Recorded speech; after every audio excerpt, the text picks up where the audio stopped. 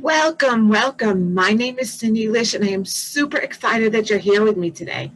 I am an accomplished career coach that helps stay at home moms with the confidence, tools, and skills to successfully return to the workforce. Yep, that's exactly what I do. In fact, over the past 8 years, I've helped nearly 600 women to get back to the workforce at jobs they absolutely love. So before we get started, I want you to subscribe to my channel so you are the first to know every single time I go live, which is every single week on Wednesdays, because I don't want you to miss any videos. Okay? Are you ready? Here we go. So today we're going to talk about job search shortcuts. I know, there aren't really a lot of shortcuts, right?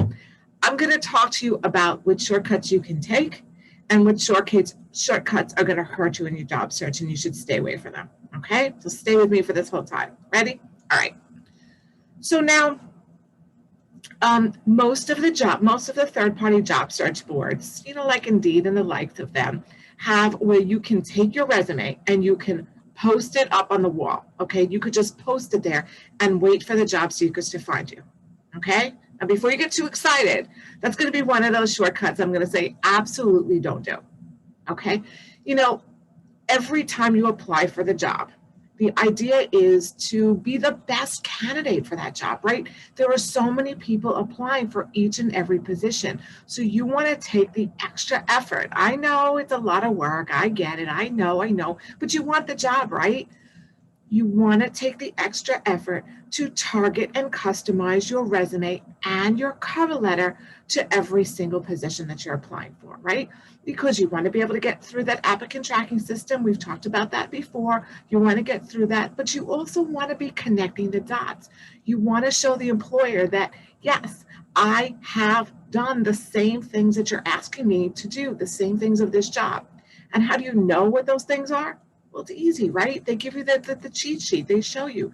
It's in the job posting. They write it out for you. They say, here, we're looking for a person that can do these things, okay?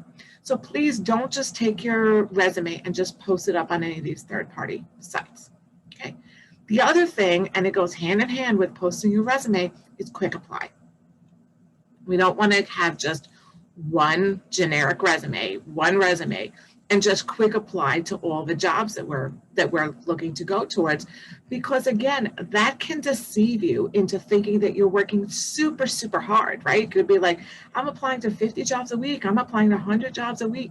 And what you're doing is that it's a false sense of the hard work, right? You're putting out a lot of resumes, but you're not targeting them. You would be so much more successful if you applied to less, like maybe 10 a week. And even 10 is a really ambitious number, okay? Between 5 and 10 is the amount of jobs you should be applying for every week if you are actively looking for a job and you want to get results, okay? So again, that shortcut of just doing a quick apply or just applying for a position based on, say, your LinkedIn profile is not going to do you any favors, okay?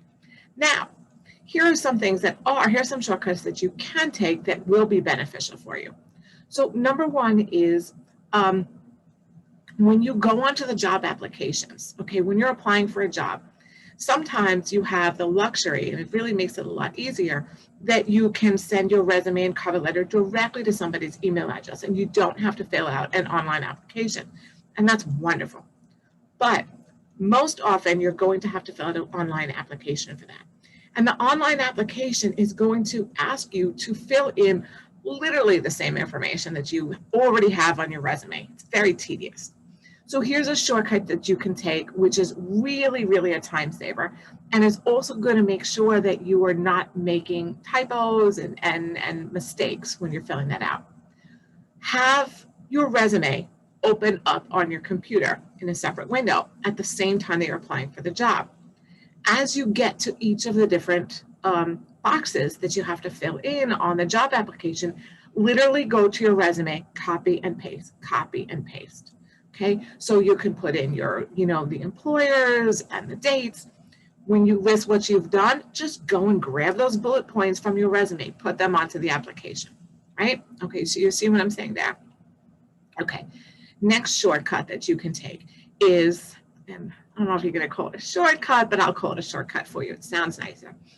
Is keep track of all the jobs that you're applying for. So whether you do it in, an Excel spreadsheet, whether you do it in an old-fashioned notebook, whatever you do, but keep track of the jobs that you're applying for, the day you applied, which version of the resume you sent, et cetera, et cetera. And this will make it so much easier for you and less work for you in the end when you get called in for those interviews, because you'll have easy access. You'll know what position it was. I also encourage you to download and save copies of the job postings for all the jobs that you're applying for, because it's highly probable that by the time you get called in for the interview, the job is no longer live out there on the job post, and then you can't see the job posting. And you're like, oh my goodness, how am I going to prepare for this interview when I can't see what the job is about anymore? So a shortcut for you, also because you won't have to go look it up again, is to have neat little folders in your computer, or print them out if you want to go old school, and keep track of every bit of your job search, all the jobs you're applying for, which position it is, which company, which version of your resume. Okay, now, another shortcut, we're talking about versions of your resume.